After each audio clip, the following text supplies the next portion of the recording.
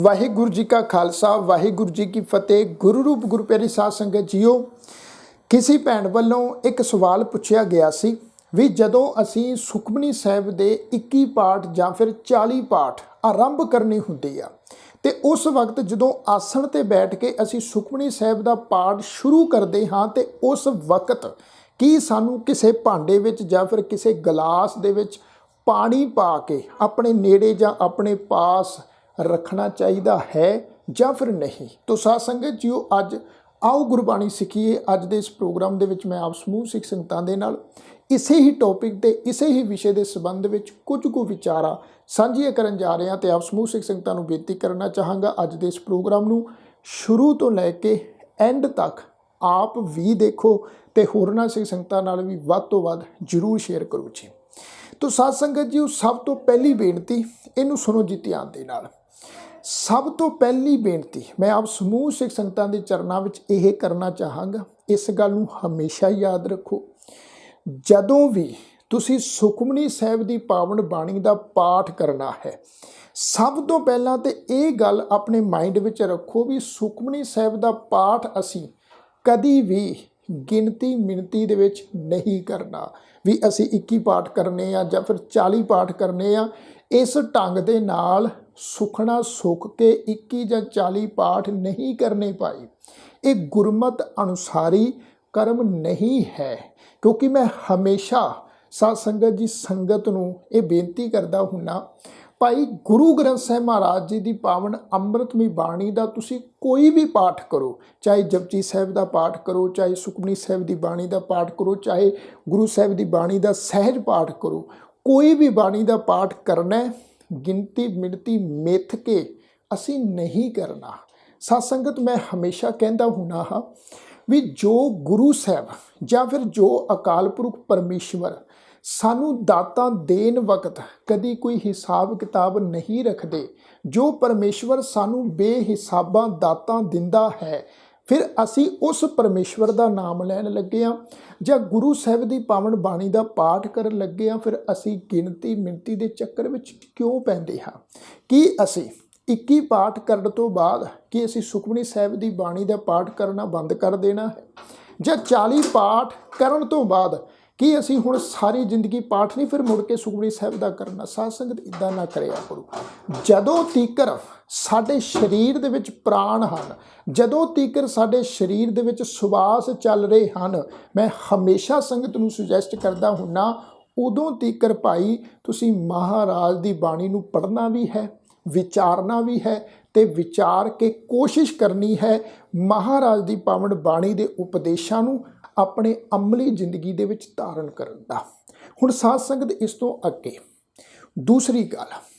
भी जिहड़ी सुखमनी साहिब की पावन अमृतमई बाणी है, इस गल नूं याद रखो। महाराज की पावन बाणी का पाठ करन लग्गिया तुहानूं अपने नेड़े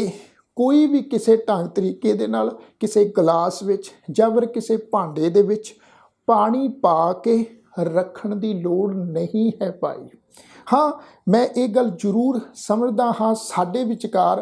कुछ सज्जन जिहड़े आ आम करके सिख संगतां नूं इस पक्षों सुजैसट करदे आ जां इस पक्षों विचार दिंदे आ भी जदों असीं महाराज दी बाणी दा पाठ करना है ते पाठ करन लगे आ सानू गिलास विच ਜਾਂ फिर किसी भांडे दे विच पानी पा के अपने नेड़े रखना चाहिए है, क्योंकि उन्हां दी इंज दलील हुंदी है भी जदों असीं गुरबाणी दा पाठ करन लगदे आ ते पाठ करन वक्त जो असीं अपने नेड़े गिलास दे विच पानी पा के रखिया होया है। हुण कई बंदे जिहड़े आ पानी वर्ड पानी शब्द की जगह जल शब्द वरतते आ, वो कहते जल शब्द आख्या करो। चलो आप जल कह लैने आ भी जो असी गिलास में जल पा के रखते हैं, तो कईयां दा मनना वा भी वो जिहड़ा जल आ ना, जल गुरबाणी का पाठ करन दे नाल जल अमृत बन जाता है। पर साध संगत जी मैं बेनती करना चाहांगा इस गल नूं याद रखो, गुरु ग्रंथ साहिब जी की पावन अमृतमई बाणी का पाठ करन दे नाल जो अमृत बनना है ना, अमृत तुहाडे मन ने अमृतमई बनना है, तुहाडे कर्म ने अमृतमई बनना है, तुहाडी नीयत ने तुहाडी सिरत ने अमृतमई बनना है। जेकर तुहाडा मन अमृतमई नहीं बनिया, जेकर तुहाडे कर्म अमृतमई नहीं बने, जेकर तुहाडी नीयत ਤੁਹਾਡੀ ਸਿਰਤ ਅੰਮ੍ਰਿਤਮਈ ਨਹੀਂ ਬਣੀ ਤਾਂ ਸਾਧ ਸੰਗਤ ਇਹ ਗੱਲ ਯਾਦ ਰੱਖੋ ਵੀ ਉਹ ਜੋ ਗਲਾਸ ਵਿੱਚ ਪਾਣੀ ਪਾ ਕੇ ਜਾਂ ਜਲ ਪਾ ਕੇ ਰੱਖਿਆ ਹੋਇਆ ਨਾ, ਉਹਨੇ ਵੀ ਅੰਮ੍ਰਿਤ ਨਹੀਂ ਬਣਨਾ। ਕਿਉਂਕਿ ਗੁਰੂ ਸਾਹਿਬ ਦੀ ਪਾਵਨ ਬਾਣੀ ਨੂੰ ਪੜ੍ਹ ਕੇ ਸਾਡੇ ਜੀਵਨ ਦੇ ਵਿੱਚ ਤਬਦੀਲੀ ਹੋਣੀ ਚਾਹੀਦੀ ਹੈ ਜੀ, ਚੇਂਜ ਹੋਣਾ ਚਾਹੀਦਾ ਹੈ, ਸਾਡਾ ਮਨ ਟਿਕਾ ਵਿੱਚ ਹੋਣਾ ਚਾਹੀਦਾ ਹੈ। ਅਸੀਂ ਮਹਾਰਾਜ ਦੀ ਬਾਣੀ ਇਸ ਵਾਸਤੇ ਪੜ੍ਹਦੇ ਹਾਂ ਤਾਂ ਜੋ ਸਾਡੇ ਮਨ ਨੂੰ ਸ਼ਾਂਤੀ ਮਿਲੇ, ਅਸੀਂ ਆਪਣੀ ਜ਼ਿੰਦਗੀ ਵਿੱਚ ਗੁਣਾਂ ਨੂੰ ਧਾਰਨ ਕਰ ਸਕੀਏ ਅਤੇ ਔਗੁਣਾਂ ਨੂੰ ਅਸੀਂ ਆਪਣੀ ਜ਼ਿੰਦਗੀ ਤੋਂ ਦੂਰ ਕਰ ਸਕੀਏ। ਸਾਧ ਸੰਗਤ ਜੀ, ਇੱਥੇ ਮੈਂ ਇਹ ਜ਼ਰੂਰ ਬੇਨਤੀ ਕਰਨਾ ਚਾਹਾਂਗਾ, ਕਿਉਂਕਿ ਹੁਣ ਹੋ ਸਕਦਾ ਹੈ ਕਈਆਂ ਦੇ ਮਨਾਂ ਦੇ ਵਿੱਚ ਇਹ ਵਿਚਾਰ ਆਉਂਦਾ ਹੋਵੇਗਾ ਵੀ ਦੇਖੋ ਜੀ, ਜਦੋਂ ਗੁਰੂ ਗ੍ਰੰਥ ਸਾਹਿਬ ਜੀ ਦੀ ਪਾਵਨ ਬਾਣੀ ਦਾ ਅਖੰਡ ਪਾਠ ਸਾਹਿਬ ਪ੍ਰਕਾਸ਼ ਕੀਤਾ ਜਾਂਦਾ ਹੈ ਅਤੇ ਅਖੰਡ ਪਾਠ ਸਾਹਿਬ ਪ੍ਰਕਾਸ਼ ਕਰਨ ਵਕਤ ਵੀ ਤਾਂ ਘੜੇ ਦੇ ਵਿੱਚ ਪਾਣੀ ਪਾ ਕੇ ਰੱਖਿਆ ਜਾਂਦਾ ਹੈ, ਜਲ ਪਾ ਕੇ ਰੱਖਿਆ ਜਾਂਦਾ ਹੈ। ਫਿਰ ਕਈ ਦਲੀਲ ਦਿੰਦੇ ਆ ਜੀ ਵੀ ਮਹਾਰਾਜ ਦੀ ਬਾਣੀ ਪੜ੍ਹਨ ਦੇ ਨਾਲ ਜਿਹੜੀਆਂ ਪਾਣੀ ਦੀਆਂ ਵੇਵਸ ਹੁੰਦੀਆਂ ਵਾ, ਤਰੰਗਾਂ ਹੁੰਦੀਆਂ ਵਾ, ਉਹਨਾਂ ਦੇ ਉੱਪਰ ਅਸਰ ਪੈਂਦਾ ਹੈ ਅਤੇ ਜਦੋਂ ਉਹ ਪਾਣੀ ਅਸੀਂ ਪੀ ਲੈਂਦੇ ਹਾਂ ਅਤੇ ਸਾਡਾ ਜੀਵਨ ਅੰਮ੍ਰਿਤਮਈ ਬਣ ਜਾਂਦਾ ਹੈ। ਪਰ ਸਾਧ ਸੰਗਤ ਇਹ ਗੱਲ ਯਾਦ ਰੱਖੋ, ਅਜਿਹਾ ਕੁਝ ਨਹੀਂ ਹੁੰਦਾ। ਜੇਕਰ ਤੁਹਾਨੂੰ ਮੇਰੀ ਗੱਲ 'ਤੇ ਯਕੀਨ ਨਹੀਂ ਨਾ ਜੀ, ਤੇ ਆਹ ਤੁਸੀਂ ਦੇਖ ਸਕਦੇ ਹੋ ਮੇਰੇ ਹੱਥ ਦੇ ਵਿੱਚ ਸਿੱਖ ਰਹਿਤ ਮਰਿਆਦਾ ਦੀ ਇਹ ਛੋਟੀ ਜਿਹੀ ਪੁਸਤਕ ਹੈ, ਕਿਤਾਬ ਹੈ,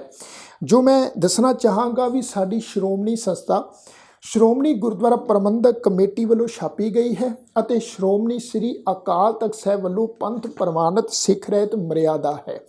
ਮੈਂ ਪਹਿਲਾਂ ਵੀ ਤੁਹਾਡੇ ਨਾਲ ਇਸ ਪੁਸਤਕ ਦੇ ਵਿੱਚੋਂ ਕਈ ਅਹਿਮ ਵਿਸ਼ਿਆਂ ਦੇ ਸੰਬੰਧ ਦੇ ਵਿੱਚ ਭਰਪੂਰ ਜਾਣਕਾਰੀ ਸਾਂਝੀ ਕਰ ਚੁੱਕਾ ਹਾਂ। ਇਸ ਪੁਸਤਕ ਦੇ 17 ਨੰਬਰ ਪੇਜ ਦੇ ਉੱਪਰ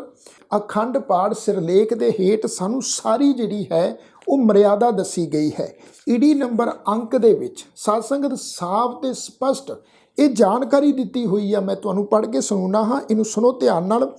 ਅਖੰਡ ਪਾਠ ਜਾਂ ਹੋਰ ਕਿਸੇ ਤਰ੍ਹਾਂ ਦੇ ਪਾਠ ਵੇਲੇ, ਇੱਕ ਵਾਰ ਫਿਰ ਤੋਂ ਸੁਣੋ, ਅਖੰਡ ਪਾਠ ਗੁਰੂ ਗ੍ਰੰਥ ਸਾਹਿਬ ਜੀ ਦੀ ਪਾਵਨ ਬਾਣੀ ਦਾ ਜਾਂ ਹੋਰ ਕਿਸੇ ਤਰ੍ਹਾਂ ਦੇ ਪਾਠ ਵੇਲੇ, ਹੋਰ ਕਿਸੇ ਤਰ੍ਹਾਂ ਦੇ ਪਾਠ ਤੋਂ ਭਾਵ ਜੀ ਨਿਤਨੇਮ ਬਾਣੀਆਂ ਦਾ ਪਾਠ ਜੋ ਅਸੀਂ ਕਰਦੇ ਹਾਂ, ਜਾਂ ਫਿਰ ਅਸੀਂ ਸ੍ਰੀ ਸੁਖਮਨੀ ਸਾਹਿਬ ਦੀ ਪਾਵਨ ਬਾਣੀ ਦਾ ਪਾਠ ਕਰਦੇ ਹਾਂ, ਜਾਂ ਫਿਰ ਅਸੀਂ ਗੁਰੂ ਸਾਹਿਬ ਦੀ ਪਾਵਨ ਬਾਣੀ ਦਾ ਸਹਿਜ ਪਾਠ ਕਰਦੇ ਹਾਂ। ਹੋਰ ਕਿਸੇ ਤਰ੍ਹਾਂ ਦੇ ਪਾਠ ਵੇਲੇ ਕੁੰਭ, ਜੋਤ, ਨਲਿਏਰ ਆਦਿ ਰੱਖਣਾ ਜਾਂ ਨਾਲ ਜਾਂ ਵਿੱਚ ਕਿਸੇ ਹੋਰ ਬਾਣੀ ਦਾ ਪਾਠ ਜਾਰੀ ਰੱਖਣਾ ਮਨ ਮਤ ਹੈ। ਇੱਥੇ ਸਾਧ ਸੰਗਤ ਜੀ ਸਾਫ਼ ਤੇ ਸਪਸ਼ਟ ਜਿਹੜੀ ਹੈ ਇਹ ਜਾਣਕਾਰੀ ਸਾਡੇ ਨਾਲ ਵਿਦਵਾਨਾਂ ਨੇ ਸਾਧ ਸੰਗਤ ਸਾਂਝੀ ਕੀਤੀ ਹੋਈ ਹੈ। ਮੈਂ ਆਪਣੇ ਕੋਲੋਂ ਤੁਹਾਡੇ ਨਾਲ ਕੋਈ ਜਾਣਕਾਰੀ ਸਾਂਝੀ ਨਹੀਂ ਕਰ ਰਿਹਾ। ਸੋ ਇਸ ਵਾਸਤੇ ਸਾਧ ਸੰਗਤ ਜੀ ਮੈਂ ਬੇਨਤੀ ਸਾਂਝੀ ਕਰ ਰਿਹਾ ਹਾਂ ਵੀ ਸ੍ਰੀ ਸੁਖਮਨੀ ਸਾਹਿਬ ਦੀ ਪਾਵਨ ਅੰਮ੍ਰਿਤਮਈ ਬਾਣੀ ਦਾ ਪਾਠ ਕਰਨ ਲੱਗੇ ਹਾਂ, ਸਾਨੂੰ ਆਪਣੇ ਪਾਸ ਕਿਸੇ ਗਲਾਸ ਵਿੱਚ, ਗੜਵੀ ਵਿੱਚ ਜਾਂ ਕਿਸੇ ਹੋਰ ਭਾਂਡੇ ਦੇ ਵਿੱਚ ਪਾਣੀ ਪਾ ਕੇ ਨੇੜੇ ਜਾਂ ਪਾਸ ਰੱਖਣ ਦੀ ਕੋਈ ਲੋੜ ਨਹੀਂ ਹੈ। ਹਾਂ, ਹੋ ਸਕਦਾ ਮੈਂ ਬੇਨਤੀ ਕਰਾਂ ਵੀ ਕਈਆਂ ਨੂੰ ਮੇਰੀ ਇਹ ਵਿਚਾਰ ਜਿਹੜੀ ਹੈ ਉਹ ਨਾ ਪਾਵੇ, ਪਰ ਸਾਧ ਸੰਗਤ ਜੀ ਇੱਥੇ ਮੈਂ ਇਹ ਜ਼ਰੂਰ ਜਾਂਦਿਆਂ ਬੇਨਤੀ ਕਰਨਾ ਚਾਹਾਂਗਾ ਵੀ ਦੇਖੋ, ਜੇਕਰ ਤੁਸੀਂ ਇਸ ਢੰਗ ਤਰੀਕੇ ਦੇ ਨਾਲ ਪਾਠ ਕਰਦੇ ਹੋ ਭਾਈ ਤੁਹਾਨੂੰ ਮੁਬਾਰਕ ਹੈ, ਪਰ ਜੇ ਕੋਈ ਮੈਨੂੰ ਪੁੱਛੇ ਤਾਂ ਮੈਂ ਇਹੀ ਸੁਜੈਸਟ ਕਰਾਂਗਾ ਵੀ ਤੁਸੀਂ ਮਹਾਰਾਜ ਦੀ ਬਾਣੀ ਪੜ੍ਹਦੀ ਹੈ ਭਾਈ ਰੱਜ ਕੇ ਮਹਾਰਾਜ ਦੀ ਬਾਣੀ ਪੜ੍ਹੋ, ਚਾਹੇ ਸਹਿਜ ਪਾਠ ਕਰੋ ਮਹਾਰਾਜ ਦੀ ਬਾਣੀ ਦਾ, ਚਾਹੇ ਨਿਤਨੇਮ ਬਾਣੀਆਂ ਦਾ ਪਾਠ ਕਰੋ, ਚਾਹੇ ਸੁਖਮਨੀ ਸਾਹਿਬ ਦੀ ਪਾਵਨ ਬਾਣੀ ਦਾ ਪਾਠ ਕਰੋ। ਗਿਣਤੀ ਮਿਣਤੀ ਵਿੱਚ ਨਹੀਂ ਕਰਨਾ ਅਤੇ ਆਪਣੇ ਪਾਸ ਤੁਹਾਨੂੰ ਕੋਈ ਵੀ ਜਿਹੜਾ ਹੈ ਕਿਸੇ ਭਾਂਡੇ ਦੇ ਵਿੱਚ ਪਾਣੀ ਪਾ ਕੇ ਰੱਖਣ ਦੀ ਲੋੜ ਨਹੀਂ ਹੈ। ਸਾਧ ਸੰਗਤ ਜੀ ਕਈ ਇਹ ਦਲੀਲ ਦਿੰਦੇ ਆ ਵੀ ਦੇਖੋ ਜੀ ਅਸੀਂ ਤਾਂ ਖੰਡੇ ਦੀ ਪੌਲ ਜਦੋਂ ਛਕਦੇ ਆ ਤੇ ਉਸ ਵਕਤ ਵੀ ਜਦੋਂ ਖੰਡੇ ਦੀ ਪੌਲ ਤਿਆਰ ਕੀਤੀ ਜਾਂਦੀ ਆ ਉਸ ਵਕਤ ਵੀ ਤਾਂ ਪਾਣੀ ਵਿੱਚ ਜਾਂ ਜਲ ਦੇ ਵਿੱਚ ਪਤਾਸੇ ਪਾ ਕੇ ਖੰਡਾ ਫੇਰਿਆ ਜਾਂਦਾ ਹੈ। ਪੰਜ ਪਿਆਰੇ ਮਹਾਰਾਜ ਦੀ ਬਾਣੀ ਦਾ ਪਾਠ ਕਰਦੇ ਆ, ਜੇ ਉਹ ਪਾਣੀ ਜਿਹੜਾ ਹੈ ਅੰਮ੍ਰਿਤ ਬਣ ਜਾਂਦਾ ਹੈ ਤਾਂ ਫਿਰ ਆਹ ਜਿਹੜਾ ਪਾਣੀ ਅਸੀਂ ਗਲਾਸ ਵਿੱਚ ਪਾ ਕੇ ਆਪਣੇ ਨੇੜੇ ਰੱਖਦੇ ਆ ਇਹ ਅੰਮ੍ਰਿਤ ਕਿਉਂ ਨਹੀਂ ਬਣਦਾ। ਪਰ ਸਾਧ ਸੰਗਤ ਜੀ ਇੱਥੇ ਮੈਂ ਬੇਨਤੀ ਕਰਨਾ ਚਾਹਾਂਗਾ, ਸਭ ਤੋਂ ਪਹਿਲਾਂ ਤਾਂ ਇਹ ਗੱਲ ਯਾਦ ਰੱਖੋ, ਜਦੋਂ ਪੰਜ ਪਿਆਰੇ ਖੰਡੇ ਦੀ ਪੌਲ ਤਿਆਰ ਕਰਦੇ ਆ ਉਹ ਇੱਕ ਵਿਧੀ ਵਿਧਾਨ ਦੇ ਅੰਤਰਗਤ, ਇੱਕ ਮਰਿਆਦਾ ਦੇ ਅੰਤਰਗਤ ਜਿਹੜੀ ਹੈ ਉਹ ਖੰਡੇ ਦੀ ਪੌਲ ਤਿਆਰ ਕਰਦੇ ਆ। ਖੰਡੇ ਦੀ ਪੌਲ ਤਿਆਰ ਕਰਨ ਤੋਂ ਬਾਅਦ ਜਦੋਂ ਕਿਸੇ ਨੂੰ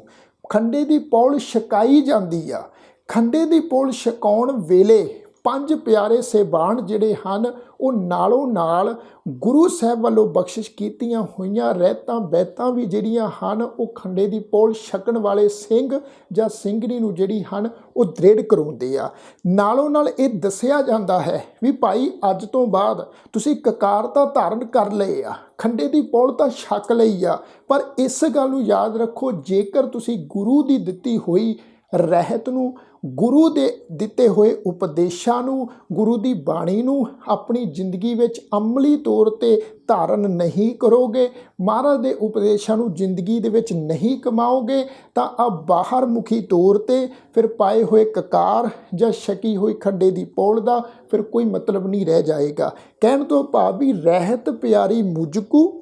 ਸਿੱਖ ਪਿਆਰਾ ਨਾਹੇ। ਇਹ ਗੱਲ ਸਾਧ ਸੰਗਤ ਜੀ ਯਾਦ ਰੱਖੋ। ਖੰਡੇ ਦੀ ਪੌਲ ਛਕਣ ਦੇ ਨਾਲ ਕਿਸੇ ਦਾ ਜੀਵਨ ਅੰਮ੍ਰਿਤਮਈ ਨਹੀਂ ਬਣਦਾ। ਖੰਡੇ ਦੀ ਪੌਲ ਛਕਣ ਦੇ ਨਾਲ ਨਾਲ ਸਾਧ ਸੰਗਤ ਜੀ ਜਦੋਂ ਅਸੀਂ ਗੁਰੂ ਵੱਲੋਂ ਬਖਸ਼ਿਸ਼ ਕੀਤੀ ਹੋਈ ਰਹਿਤ ਦੇ, ਬਾਣੀ ਦੇ, ਗੁਰੂ ਦੇ ਉਪਦੇਸ਼ਾਂ ਦੇ ਧਾਰਨੀ ਬਣਦੇ ਹਨ ਜੀ, ਉਸ ਵਕਤ ਸਾਡਾ ਜਿਹੜਾ ਜੀਵਨ ਹੈ ਉਹ ਅੰਮ੍ਰਿਤਮਈ ਬਣਦਾ ਹੈ। ਅੰਮ੍ਰਿਤਮਈ ਬਣਨਾ ਹੈ ਤੁਹਾਡੇ ਜੀਵਨ ਨੇ, ਅੰਮ੍ਰਿਤਮਈ ਬਣਨਾ ਹੈ ਤੁਹਾਡੇ ਕਰਮਾਂ ਨੇ, ਤੁਹਾਡੇ ਮਨ ਨੇ, ਤੁਹਾਡੀ ਨੀਅਤ ਨੇ, ਤੁਹਾਡੀ ਸਿਰਤ ਨੇ। ਜੇਕਰ ਨੀਅਤ, ਸਾਡੀ ਸਿਰਤ, ਸਾਡੇ ਕਰਮ, ਸਾਡਾ ਮਨ, ਸਾਡਾ ਜੀਵਨ ਅੰਮ੍ਰਿਤਮਈ ਨਹੀਂ ਬਣਿਆ ਤੇ ਸਾਧ ਸੰਗਤ ਜੀ ਮੈਨੂੰ ਮਾਫ ਕਰਨਾ, ਫਿਰ ਖੰਡੇ ਦੀ ਪੌਲ ਛਕ ਕੇ ਵੀ ਸਾਧ ਸੰਗਤ ਜੀ ਅਸੀਂ ਗੁਰੂ ਦੀ ਨਦਰ ਦੇ, ਗੁਰੂ ਦੀ ਕਿਰਪਾ ਦੇ ਪਾਤਰ ਨਹੀਂ ਬਣ ਸਕਾਂਗੇ। ਤੋ ਐਂਡ ਦੇ ਵਿੱਚ ਸਾਧ ਸੰਗਤ ਜੀ ਮੈਂ ਇਹੀ ਆਪ ਜੀ ਦੇ ਨਾਲ ਬੇਨਤੀ ਸਾਂਝੀ ਕਰਨਾ ਚਾਹਾਂਗਾ ਵੀ ਮੇਰਾ